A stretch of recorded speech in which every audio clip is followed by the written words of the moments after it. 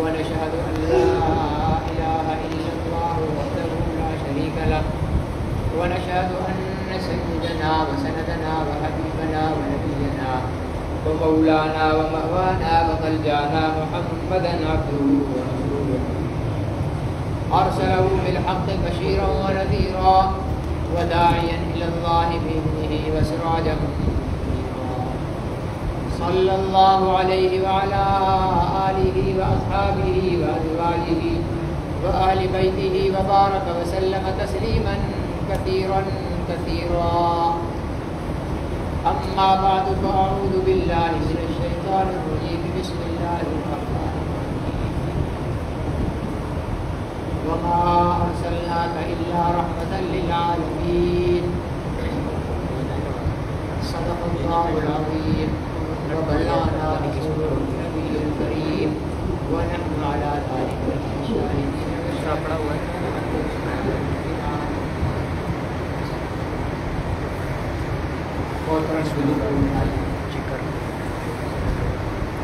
حضور علیہ السلام کی رحمت للعالمین کا ذکر چل رہا تھا. میں نے عرض کیا تھا کہ اللہ تعالیٰ نے ہمارے پیغمبر حضرت محمد رسول اللہ صلی اللہ علیہ وسلم کو رحمت للعالمین بنا کر بھیجا ہے. رحمت للعالمین کا مطلب ہے تمام جہانوں کے لیے رحمت.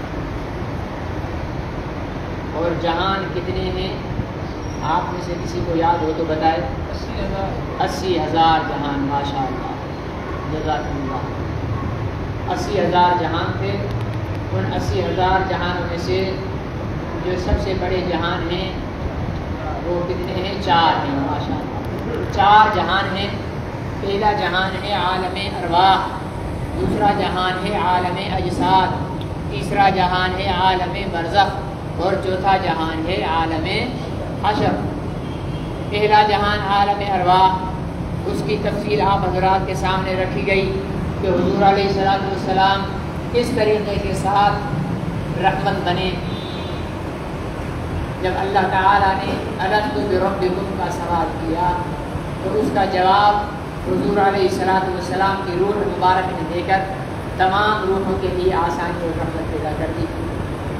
دوسرا جہان تھا اجساد، جسموں کا جہان، جس میں ہم پر حضور علیہ السلام کا یہ ایک احسان ہی بہت بڑا ہے کہ آج ہمارے معاشرے کے اندر ناپ تول میں کمی، دیگری، زنا کاری، اغلام بازی، شراب نوشی، چیزوں میں ملاوٹ کرنا، احادیث اور قرآنی آیات میں تعویلات کر کے اپنے مطلب کے معانی نکالنا، یہ وہ تمام برائیاں ہیں جن میں سے ایک ایک برائی پر ایک ایک امت کو ہلاک کیا گیا، عذاب نازل ہوا. لیکن آج وہ تمام برائیاں ہمارے معاشرے کے اندر موجود ہیں، لیکن اس کے باوجود نہ تو ہم پر پتھر برسائے جا رہے ہیں، نہ ہماری شکلیں مسخ ہوتی جا رہی ہیں، نہ ہمیں زمین میں دسایا جا رہا ہے، بلکہ ہم ہر قسم کے گناہ کر کے بھی اپنی اصل حالت اور شکل میں موجود ہیں. تو کیوں موجود ہیں؟ یہ سارے کا سارا صدقہ ہے حضرت محمد رسول اللہ صلی اللہ علیہ وسلم کی دعاؤں کا کہ آپ نے اللہ سے دعا فرمائی کہ یا اللہ میری امت کو پہلی امتوں کی طرح مختلف عذابوں میں مبتلا کر کے عذاب میں انہیں اس طرح تباہ نہ کر دینا کہ زمین سے ان کا نام و نشان بھی مٹ جائے. اس لیے ہم پر اس قسم کا عذاب نہیں آتے ہیں. کبھی تھوڑا سا زمین کو جھٹکا دے دیا، لاکھ سوا لاکھ آدمیوں کو مار دیا، کبھی کوئی کرونا ٹائپ کی بیماری مسلط کر دی، اور جناب پھر ایسا تماشا مسلمانوں کا بنا کہ کھانسی والا بھی کرونا میں جا رہا ہے، سر درد والا بھی کرونا میں جا رہا ہے، پیٹ درد والا بھی کرونا میں جا رہا ہے. لوگوں نے بیمار ہونے کے باوجود اسپتالوں میں جانا چھوڑ دیا. بھائی ہسپتالوں میں کیوں نہیں جا رہے؟ نہیں یار کرونا میں مار نہیں کرتے. اور ایسا ہوا ڈاکٹروں نے، بلکہ یہاں تک بھی ہوا کہ پتہ چل جاتا تھا انتظامیہ کو کہ فلانے کے ہاں موتگی ہو گئی ہے، تو اس کی لاش کرونا کے کھاتے میں لے لیتے تھے. 4-5 لاکھ روپے دے دیے ورثا کو اور لاش لے لی. ایسے واقعات بھی ہوئے. تو یہ سارے کے سارے عذاب، یہ ایک تھوڑی سی جھلکیاں اللہ تعالیٰ دکھاتے ہیں کہ بندو اتنے بھی خود سر نہ ہو جاؤ اور اتنا بھی اپنے آپ کو طاقتور نہ سمجھو کہ تم اپنی منمانی کرنے لگ جاؤ. ایک جھٹکے کے بھی نہیں بولو. 30 سیکنڈ، ابھی جو ترکی میں زلزلہ آیا تھا نا، صرف 30 سیکنڈ کا جھٹکا لگا تھا. اگر یہ 30 منٹ کا جھٹکا لگ جائے تو کرۂ ارض سے ساری چیزیں ختم اور فنا و تباہ و برباد ہو جائیں، اور وہ بھی کبھی کسی خطے میں کبھی کسی خطے میں. تو یہ صدقہ ہے حضرت محمد رسول اللہ صلی اللہ علیہ وسلم کی دعاؤں کا کہ آج ہم چونکہ تم موجود ہیں، چونکہ تم موجود ہیں. تو یہ حضور علیہ السلام کا ہم پر احسان اور آپ کی رحمت ہے کہ 23 سالہ دور نبوت میں ہمارے لیے اتنی دعائیں کرتے گئے ہیں، اتنی دعائیں کرتے گئے ہیں کہ ہمارے ماں باپ نے بھی ہمارے لیے اتنی دعائیں نہیں کی ہوگی. ٹھیک ہے نا جی؟ ہمارے ماں باپ نے بھی اگر کی بھی ہوگی تو زیادہ سے زیادہ اتنا کیا ہوگا کہ اللہ میری اولاد کو نیک صالح بنا دے، دنیا اور دین کی بھلائیاں نصیب کر دے بس. لیکن ہمارے نبی پاک صلی اللہ علیہ وسلم نے چھوٹی چھوٹی چھوٹی چھوٹی چیزیں ہمارے لیے مانگی اور چھوٹی چھوٹی برائیوں سے بچنے کی ہمیں تلقین کی. بتایا کہ یہ کام کرنا، یہ کام نہیں کرنا، یہ عمل کرنا، یہ عمل نہ کرنا، کس ٹائم کیا دعا پڑھنی ہے، کس ٹائم کیا عمل کرنا ہے، سب حضور علیہ السلام نے تفصیل کے ساتھ ہمیں بتا دیا. آج کوئی مسلمان یہ نہیں کہہ سکتا کہ یار اس معاملے میں تو ہمارے لیے حضور علیہ السلام نے کوئی تعلیم نہیں چھوڑی. ہر ایک معاملے کے اندر حضور علیہ السلام نے ہمارے لیے تعلیمات چھوڑی ہے. یہ آپ کا ہمارے عالم اجساد میں رحمت ہونا حضور علیہ السلام کا ہے. عالم ارواح میں رحمت ہوئے، کیسے کہ بلا کا جواب دے کر تمام روحوں سے مصیبت کو ٹال دیا. عالم اجساد میں رحمت ہوئے، ایک ایک چیز کے لیے ایک ایک چیز کی تفصیل بتائی، ایک ایک چیز کی تفصیل بتائی کہ یوں کرو، یوں نہ کرو، ہوا کے رخ پر بیٹھ کر پیشاب پخانہ نہیں کرو، سائے دار درخت کے نیچے بیٹھ کر پیشاب پخانہ نہ کرو، اپنی دیوار کو اونچا نہ کرو، پڑوسی کے حقوق ادا کرو. ٹھیک ہے نا جی؟ اور اچھی چیز کھاؤ، اگر زیادہ ہے تو پڑوسی تک پہنچاؤ، اگر زیادہ نہیں ہے تو اس اچھی چیز کا چھلکا بچا ہوا ہے تو چھلکا ہے وہ بھی دروازے کے باہر نہ پھینکو کہ کوئی تمہارا پڑوسی اس کو دیکھے اور اس کے دل میں حسرت پیدا ہو اور اس کے دل سے آہ نکلے اور وہ آہ تمہاری زندگیوں کو برباد کر دے. طرح طرح اتنی فرمایا کہ اپنی بیوی کے ساتھ بیٹھ کر کسی بیوہ عورت کے سامنے محبت والا رویہ بھی اختیار نہ کرو. کیوں کہ ہو سکتا ہے کہ تم حالانکہ بیوی سے محبت کا رویہ اختیار کرنا تو ثواب کی بات ہے، لیکن بیوہ عورت کوئی اگر تمہارے گھر پہ آ جاتی ہے اس کے سامنے اپنی بیوی کے ساتھ میٹھا بول بھی نہ بولو، میٹھی گفتگو بھی نہ کرو. کیوں؟ ہو سکتا ہے کہ وہ بیوہ عورت یہ محبت کا رویہ دیکھ کر اپنی شوہر کی محبت اسے یاد آ جائے اور اس کے دل سے ہائے نکلے اور تمہاری خوشیوں کو آگ. اتنی کسی یتیم بچے کے سامنے اپنے بیٹے کے ساتھ شفقت و محبت کا رویہ اختیار نہ کرو، کہیں اس یتیم بچے کے دل سے آگ نکلے اور پھر تمہاری خوشیوں کو آگ لگ جائے. یہ ساری کی ساری حضور علیہ السلام کی رحمت للعالمین ہے. اس میں عالم اجساد. اب آئیے عالم برزخ کے اندر. عالم برزخ کے اندر جب ہم مر جائیں گے، ہندوؤں کو جلا دیا جائے گا، کسی کو کاٹ کاٹ کر پہاڑوں پر پھینک دیا جائے گا، ہم مسلمانوں کو نہلا دھلا کر کپڑے کفن کے پہنا کر ہمیں قبر میں دفن کر دیا جائے گا. قبر میں جب دفن ہو جائیں گے ہر ایک کے ساتھ، ہر ایک کے ساتھ، مسلم و کافر کے ساتھ فرمایا کہ ہر ایک کے ساتھ یہ سوال ہوگا، مر ربک، تیرا رب کون ہے، ما دینک، تیرا دین کیا ہے، اور پھر فرمایا کہ میری اور صاحب قبر کی، قبروں کے درمیان کے سارے پردے ہٹا دیے جائیں گے، سرکار دو عالم صلی اللہ علیہ وسلم کا روح انور اس کے سامنے کیا جائے گا اور پوچھا جائے گا کہ یہ صاحب جو ہے، ان صاحب کے بارے میں تمہارا کیا خیال ہے، ان کو جانتے ہو؟ اب جنہوں نے ان صاحب مکرم کے لیے، صاحب محترم کے لیے سوچا ہوگا، کبھی درود پڑھا ہوگا، ان کی سنتوں پر عمل کیا ہوگا، تو وہ پہچانے گا ارے یہ تو ہمارے پیغمبر حضرت محمد رسول اللہ صلی اللہ علیہ وسلم ہیں۔ پہلا سوال، مر ربک، تمہارا رب کون ہے؟ کیا جواب دے گا ایمان والا؟ ربی اللہ، میرا رب اللہ ہے۔ ما دینک، میرا دین کیا ہے؟ دین اسلام، میرا دین اسلام ہے۔ اب یہ سوالوں کا جواب ہمیں کس نے بتایا؟ حضرت نبی کریم صلی اللہ علیہ وسلم نے بتایا۔ پھر تیسرا سوال کا جواب بھی نبی پاک صلی اللہ علیہ وسلم نے بتایا۔ تو برزخ میں ہمارے لیے رحمت ہو گئے جب ہم جواب دے دیں گے حضور علیہ الصلوۃ والسلام کی ذات سے متعلق، رب سے متعلق، دین سے متعلق، تو ہماری قبر کو جنت کے باغوں میں سے ایک باغ بنا دیا جائے گا، اور قبر میں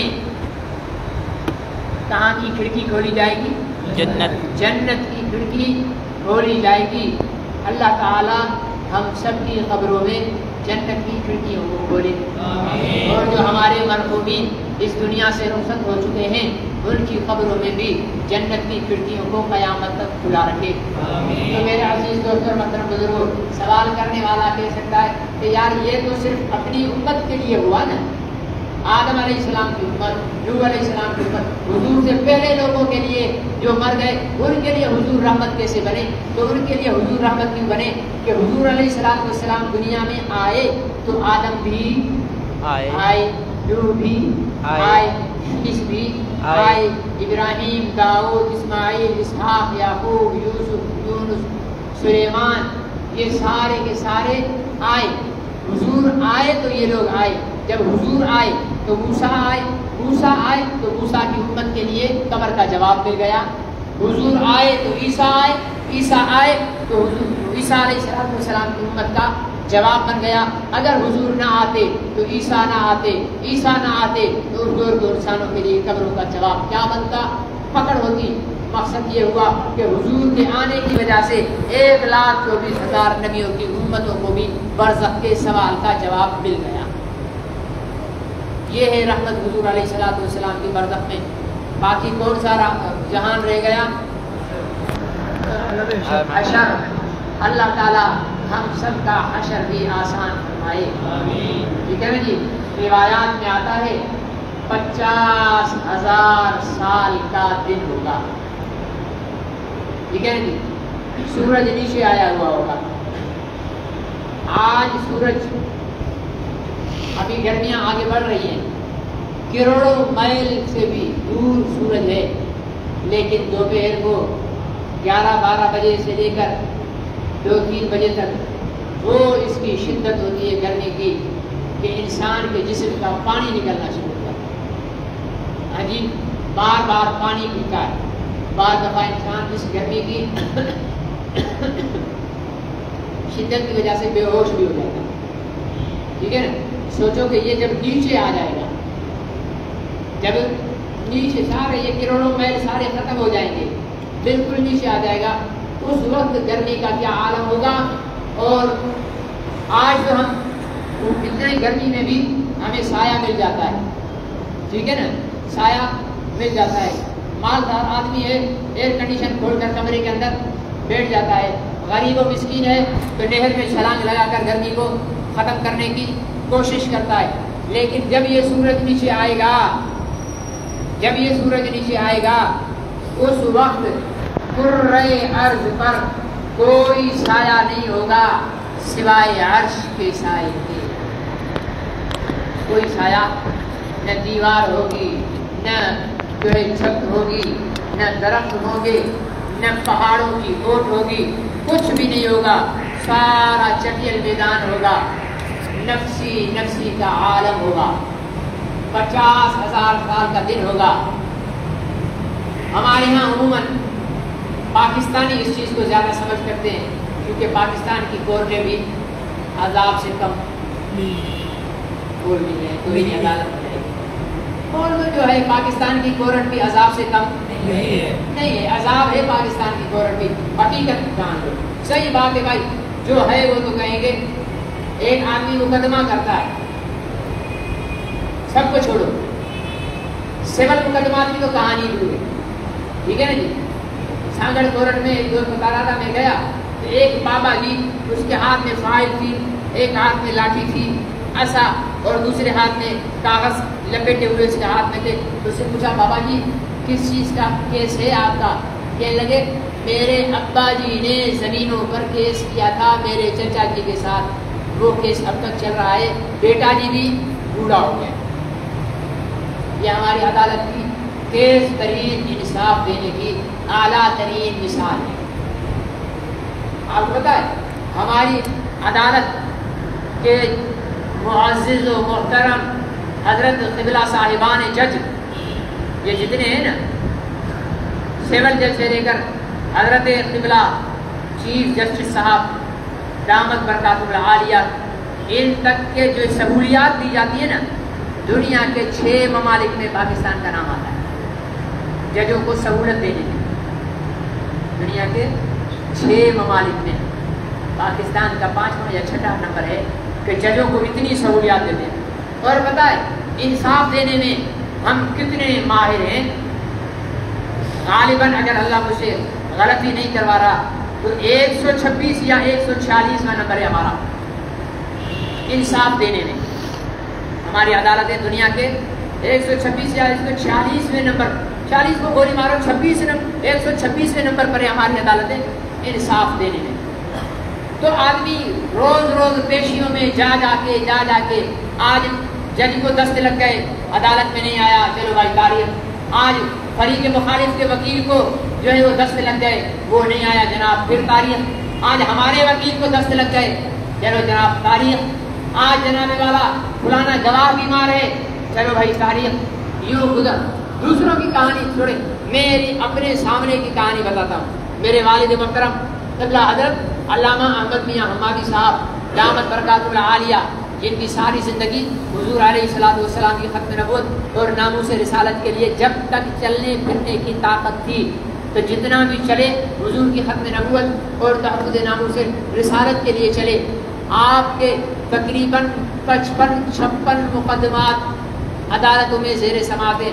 جب حضرت والد صاحب نے پہلا مقدمہ شہداد پور کے خلیل قادیانی پر کیا تھا، اس وقت والد صاحب کے سر اور داڑھی میں ایک بھی بال سفید نہیں تھا،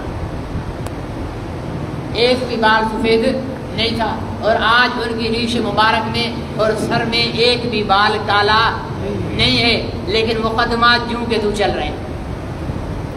ہماری عدالتوں کو دیکھیے، جب تک چل رہے تھے تو پیشیاں دے رہے تھے، اب جب صاحب فراش ہیں تو آئے دن عدالت نوٹس بھیجتی ہے کہ بھائی عدالت میں آؤ۔ بھائی وہ چلنے پھرنے سے قاصر ہے، وہ تمہاری عدالت میں کہاں سے آئے؟ جب تک وہ تمہارے پاس آنے کے قابل تھا تب تک تو تمہیں حیا آئی نہیں انصاف دینے کی۔ چلو حمادی کی سفید بالوں کی حیا نہ کرتے، محمد رسول اللہ کی چہرے کی تو حیا کر لیتے کہ جتنے بھی مقدمات تھے وہ تو ان کے ناموس کے تھے، ان کی جو ہے عزت اور تحفظ ختم نبوت کے تھے، حمادی یا کسی مولوی کے تو نہیں تھے۔ لیکن ہمارے پاکستان کی عدلیہ کے انتہائی معذرت کے ساتھ اتنے بے حیا قسم کے جج ہیں کہ انہیں حضور علیہ الصلوۃ والسلام کی حیا بھی نہیں ہے۔ میں نے کل جمعے میں بتایا تھا نا، توہین رسالت کا صرف ایک مثال دی تھی، ایک مثال دی تھی۔ اب وہ آئے دن وہ قادیانی اور گور شاہی والے عدالت میں درخواست دیتے کہ ہماری صاحب فوت ہو گئے، کیس ختم کرو۔ پھر عدالت وارنٹ بھیجتی ہے، یہ میرے سامنے بھائی سامنے بیٹھے ہوئے عبدالشکور نور صاحب کے فرزند، وہ بھی ایک مقدمے کے اندر جو ہے وہ گوہر شاہی کے مقدمے میں گواہ کے طور پر تھے۔ فریادی بھی صاحب فراش ہے، گواہ بھی صاحب فراش ہے، فریادی بھی چلنے کے قابل نہیں، گواہ بھی چلنے کے قابل نہیں۔ اب عدالت ہر 10ویں دن 15ویں دن وارنٹ بھیجتی ہے کہ آؤ جناب گواہی دو، آؤ جناب بیان ریکارڈ کراؤ. بھائی اب بیان کیا کرا؟ فریادی کا حافظہ اتنا کمزور ہے کہ انہیں خود پتہ نہیں ہے کہ یہ کیس میں نے کب کیا ہے اور کون سا کیس ہے. اتنے گواہ بیچارے کو تو بالکل بھی پتہ نہیں ہے کہ کس چیز کا کیس ہے یہ میرا. یہ عام آدمیوں کی بات نہیں کر رہا ہوں. وہ 2 سال پہلے ایک اخبار کی چھوٹی سی میں نے کٹنگ دیکھی تھی. سپریم کورٹ سے ایک قیدی کو باعزت بری کیا گیا، باعزت بری کیا گیا، اس پر کوئی جرم ثابت نہیں ہوا. ٹھیک ہے نا جی. وہ برات کا لیٹر فیصلہ سپرنٹینڈنٹ جیل کے پاس پہنچا. سپرنٹینڈنٹ جیل نے ریکارڈ دیکھا کہ یہ فلانا صاحب، ریکارڈ دیکھا تو جناب یہ صاحب انصاف کا انتظار کرتے کرتے 2 سال پہلے اللہ کو پیارے ہو گئے ہیں. یہ ہماری نظام عدل ہے، یہ ہمارا نظام عدل ہے. ٹھیک ہے نا. اسلامی نظام عدل میں کوئی وکیل نہیں ہوتا. ہمارے اس نظام عدل میں سب سے بڑی رکاوٹ خود وکیل ہے. اگر 4 دنوں میں فیصلہ کرا دیں گے تو پھر کھائیں گے کہاں سے؟ ناراض تو ہوں گے میرے دوست وکیل. یہ ہے حقیقت. یہ سپریم کورٹ کے خود جج نے کہا ہے.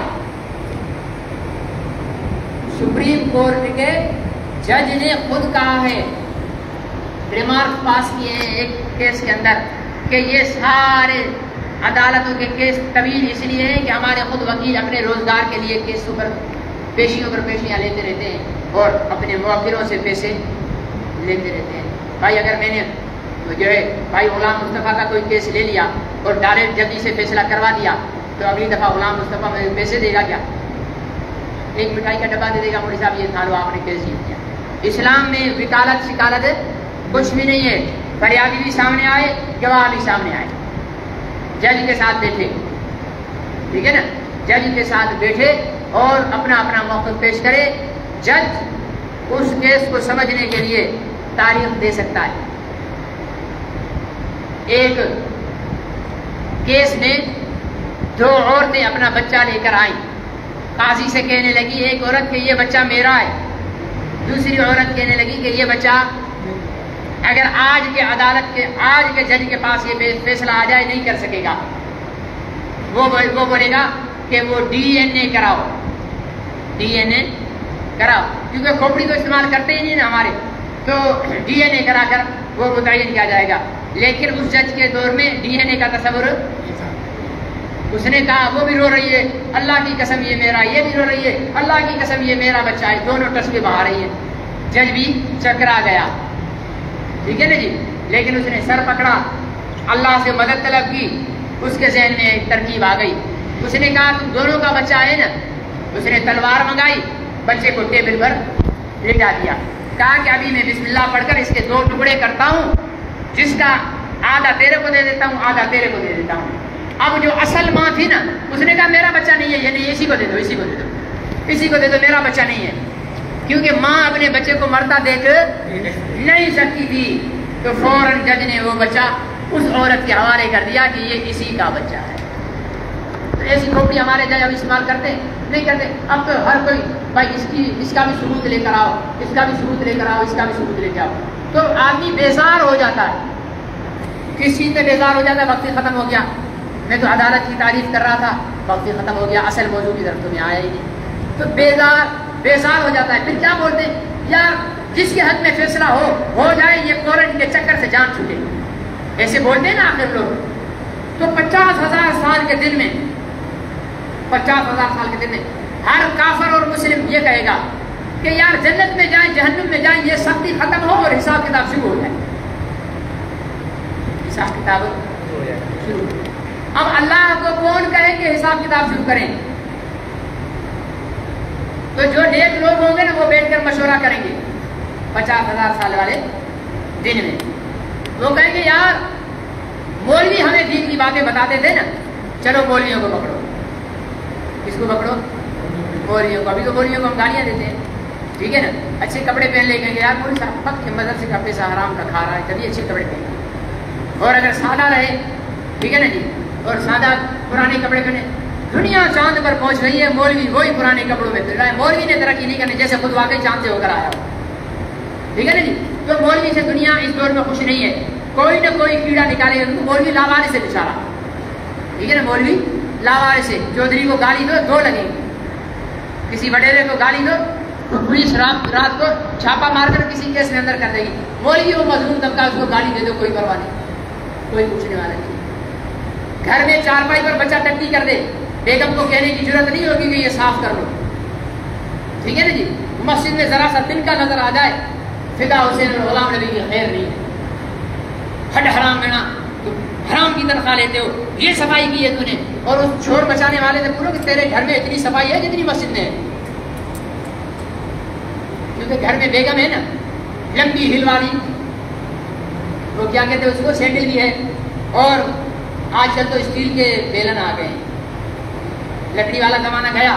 آج کل شوہر جلدی سدھرتے نہیں ہیں نا، تو کمپنیوں نے بولا ہے کہ ابھی اسٹیل والے لگا دو تاکہ ایک ہی لگے سر میں، دماغ درست ہو جائے، سارے وائرس ختم ہو جائے. گھر میں نہیں بولیں گے بیوی کو کہ وہ جگہ خراب ہے، وہ جگہ خراب ہے، وہاں صفائی نہیں کی ہے. خود ہی بولیں گے حضور آپ تشریف رکھیں، ہم خود پوچھا لا کر صفائی کریں.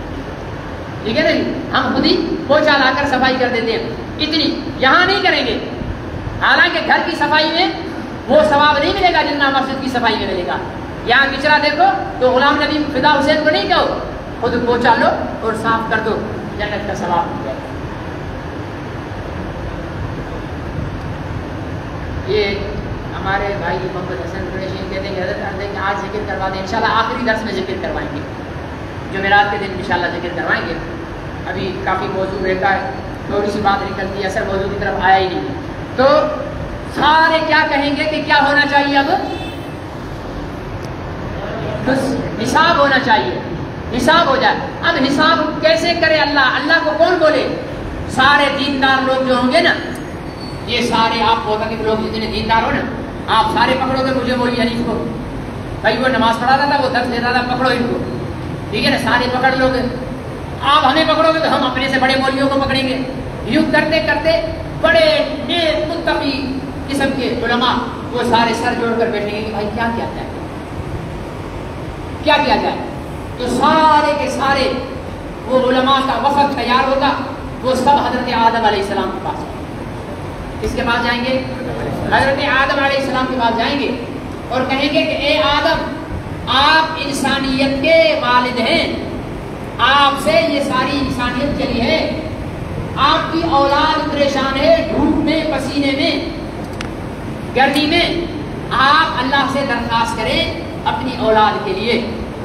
تو آدم علیہ السلام کہیں گے نہیں بھائی، مجھے اللہ نے ایک درخت کھانے سے منع کیا تھا، میں نے شیطان کے بہکاوے میں آ کر وہ کھا لیا تھا، میں ابھی تک اس میں شرمندہ ہوں، میری ضرورت نہیں ہے کہ میں اللہ سے کہوں یا رب نفسی یا رب نفسی، یا اللہ بس مجھے میری جان کی امان ہو، میں کسی کے لیے کچھ نہیں مانگتا. پھر نوح علیہ السلام کے پاس آئے، پھر شیش علیہ السلام کے پاس آئے، پھر ابراہیم، اسماعیل، اسحاق، یعقوب، یونس، داؤد، موسیٰ، عیسیٰ علیہ السلام پر جب پہنچیں گے تو عیسیٰ علیہ السلام کہیں گے کہ یہ کام میرے بس کا نہیں ہے، لیکن جس کے بس کا ہے اس کا راستہ بتا دیتا ہوں میں تمہیں. جو یہ کام کر سکتا ہے اس کا پتہ بتا دیتا ہوں، وہ ہے محمد رسول اللہ صلی اللہ علیہ وسلم. ایک دفعہ پھر درود شریف پڑھیں، صلی اللہ علیہ وسلم. نصیب فرمائے. یہیں سے کل شروع کریں گے. اللہ تعالی ہمیں جو کچھ کہا سنا پر عمل کی سعادت نصیب فرمائے. اللهم اصلح عاقبتنا واجرنا من خزي الدنيا. اللهم حبب الينا الايمان وزينه في قلوبنا. اللهم ارنا الحق حقا وارزقنا وارنا الباطل باطلا.